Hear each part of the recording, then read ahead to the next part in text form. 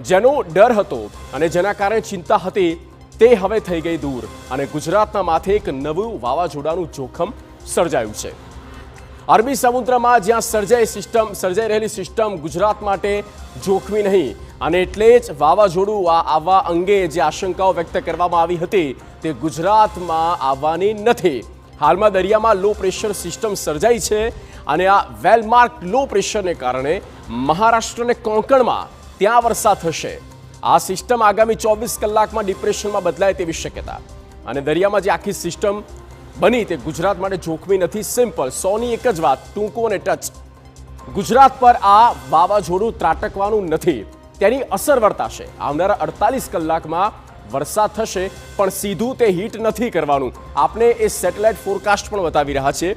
દરિયામાં જ્યાં તોફાની સિસ્ટમ 24 મે એટલે કે આવતીકાલનું પ્રિડિક્શન જે છે તે શું કહી રહ્યા છે તે જુઓ। આ એ નકશો છે, આ એ ઇમેજ છે અને જ્યાં એ પિંક કલરની અંદર જે વ્હાઇટ એરિયાઝ આપણે દેખાઈ રહ્યો છે તે છે તેનું કેન્દ્ર બિંદુ, એપી સેન્ટર કહી શકીએ આપણે એને। અને એ એપી સેન્ટર જે છે ત્યાં સાયક્લોન છે અને ત્યારબાદ આ ઇમેજ જે છે તેમાં ઘણો બધો ફેરફાર આવશે। આ 24 મેની ઇમેજ છે અને ત્યારબાદ વાત કરીશું, તારીખ અહીંયા બદલવામાં આવે અને 25 મેની જ્યારે આપણે વાત કરીએ તો 25 મેમાં એ જે સેટેલાઇટ ઇમેજ છે તેમાં ઘણો બધો ફેરફાર પણ આવશે।